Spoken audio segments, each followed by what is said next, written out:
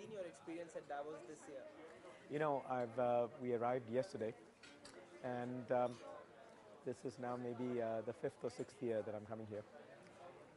It's fabulous to meet old friends, but it's also really exciting to see that even after the crisis, and we've had the highs, we've had the lows, but the hard work and the kind of important work of shaping the agenda, influencing the world, I think this continues, and people are much more sincerely engaged, I would say, and that's what I see in terms of continuity. In terms of new things, I feel this year, Iran, I think, has a delegation. The Brazilian president is going to address.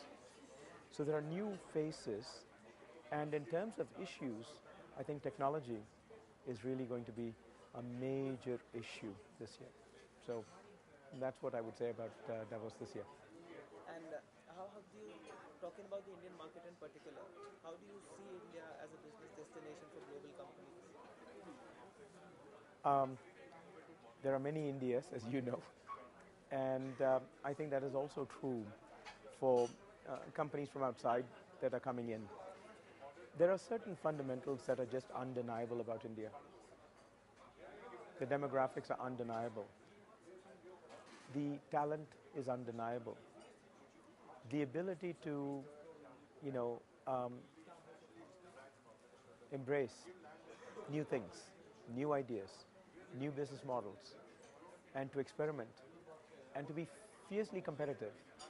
I think all of these are strengths of India. And I think any foreign company that comes to India, if they're coming for the market, that's great. If they're coming for the talent, that's even better. And the companies that kind of see it in that full portfolio, and if companies are coming to kind of make a difference, there isn't a better destination where this triple play, I can make a contribution, I can make a good growth in my business, and I can really innovate in very different ways. India is, and goes on for the next decades. There's been a trend that we have been reading that Indian talent, how it is powering the global economy, how, Right. especially, for example, in IT and others related Sure. sectors, and how the Indian talent is empowering the global economy to grow beyond the usual average growth rate. How do you will agree with that? So my sense is that India as a system is, you know, very, very multifaceted system. It's therefore oftentimes slower than it could be if it were a more homogeneous system.